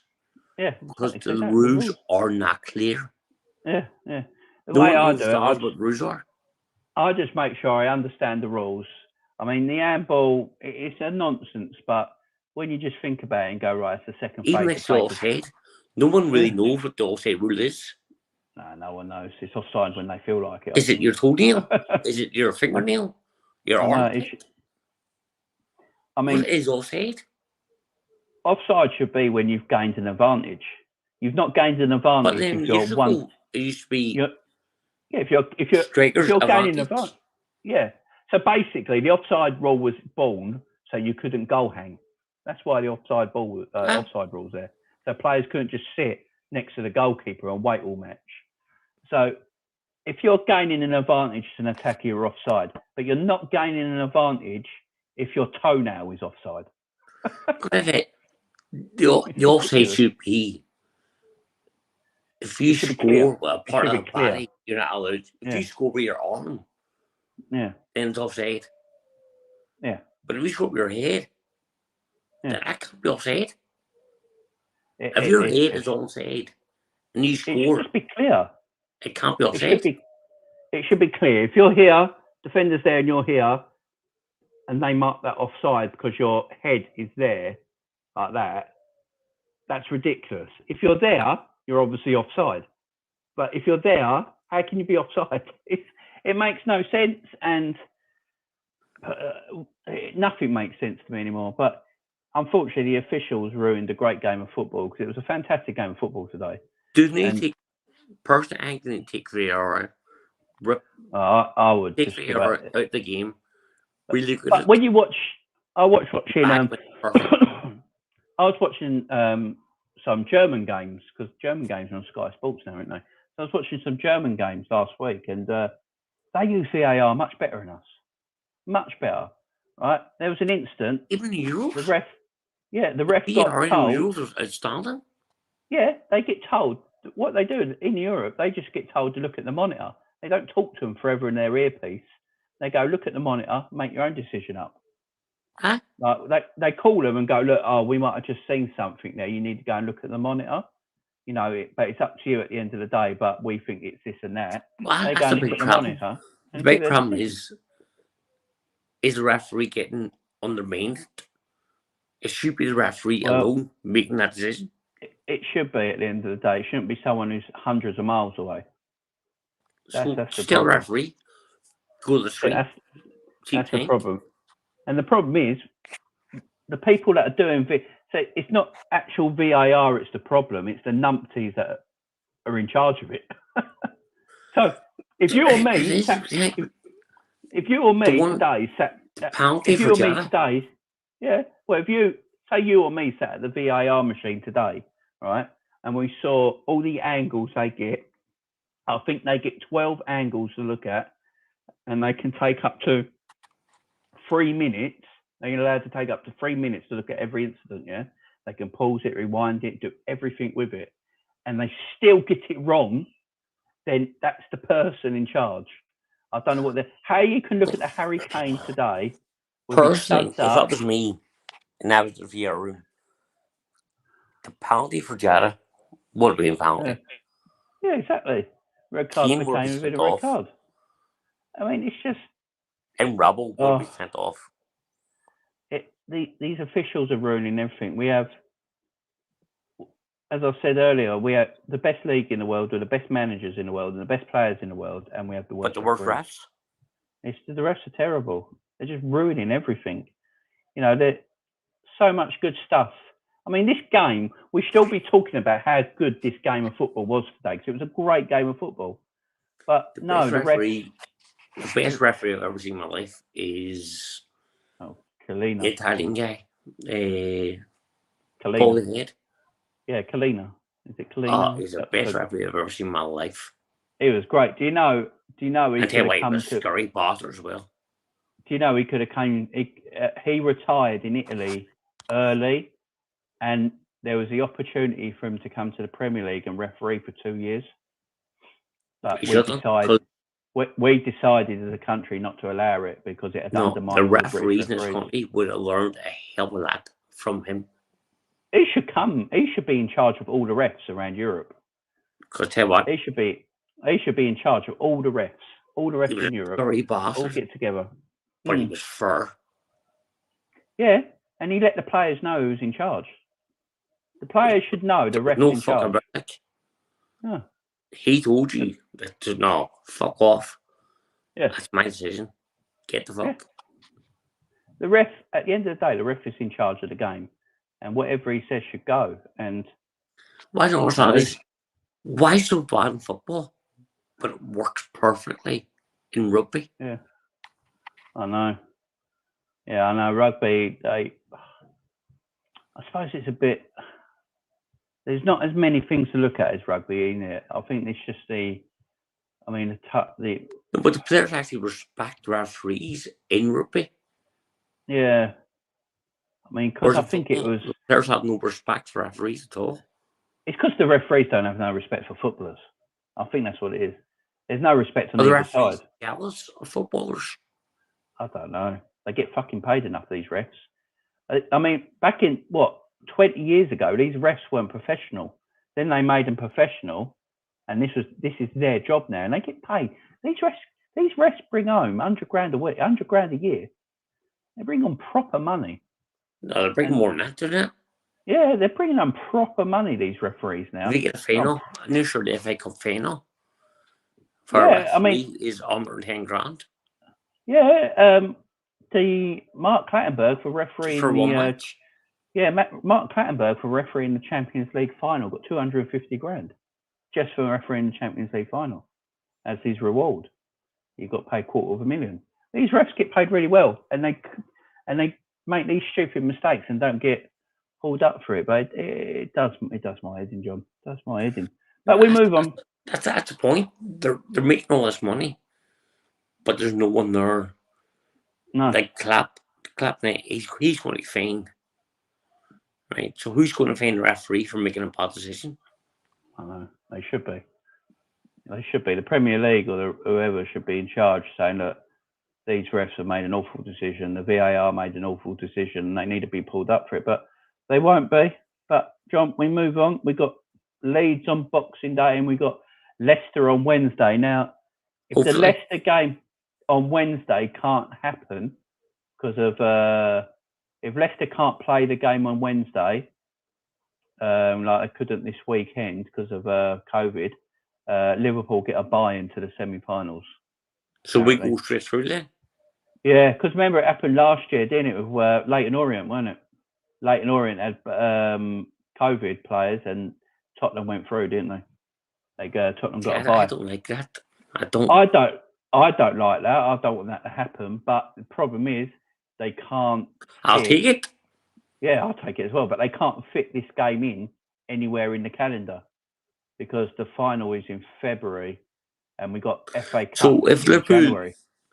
If Liverpool say right, we can play, but let's say if Liverpool got no more COVID by Wednesday, and it's just the same players that are out, Liverpool play this game on Wednesday. Klopp's already said that. And but if Leicester still can't play because they couldn't play this weekend because of players with COVID, then Leicester have to forfeit and Liverpool go into the semi-final for a bye. It's not good. I don't like it, but there's nowhere to play. What they're saying is there's nowhere to play these games because you've got all the Christmas League games. You can't move them about. And then in January, you've got the FA Cup third round and the FA Cup fourth round. And then you've got the semi-finals of the League Cup. So there's nowhere to put them. So yeah, so we could get a buy into that, and then we obviously on Boxing Day we got Leeds United at home, which should be that we should smash the crap out of Leeds on Boxing Day. But it's the early game. It's the tricky one. It's the 12 o'clock game, ain't it, on Boxing Day? Crazy. I don't like 12 o'clock. That's ridiculous. At 12 o'clock for me could be tricky. 12 o'clock on Boxing Day. I mean, I love Boxing Day football. Boxing Day is my favourite day of the year. I love Christmas. That's why you love Christmas. I love Christmas Day because of the kids and all that. Love Christmas Day and all that. But Boxing Day, I absolutely love Boxing Day. I don't really like. I love Christmas Day, but I prefer Christmas Eve. Yeah, my wife's favourite day is Christmas Eve. My wife. All excitement. Yeah, all excitement. And then Christmas Day goes like that. I prefer Christmas Eve, playing Santa, dressed up as Santa. Yeah, I love it all. I love it all, to be honest. I'm like a big kid. I love Christmas full stop. It's great. Best time of year. We should all be happy and enjoy ourselves. But I love Boxing Day football. Boxing Day football. Boxing Day footballs. I love Christmas football. It's the best time. After Christmas Eve, I go right. Boxing Day. Yeah, I love Boxing Day. When we play, what team we play at? Boxing Day football, you just sit there, you get your beer, you get your cold meats from the day before, and you just... you wake up at 9 o'clock in the morning, you go, right, Boxing Day, beer. Yes, and these grabs. Yeah, we glass champagne. That's it. To just go for it. Oh, I love Boxing Day. Well, that's if that game happens. We have to see with all these bloody COVID things going on at the moment. But hopefully we get to Boxing Day and we'll get a game. But all right, John, I'm gonna have to call it a day there, my man. Nice one, appreciate it. No worries. So yeah, look out for my thing on Twitter, guys, and you'll see when I get to go live. I've been not going live a lot lately because we've had so much going on in the house because of Christmas, but just look out for me on Twitter and I'll let everyone know. All right, guys. I will see you again very soon. Thank you very much for joining. Don't forget to subscribe, like, and share the channel. Bye-bye.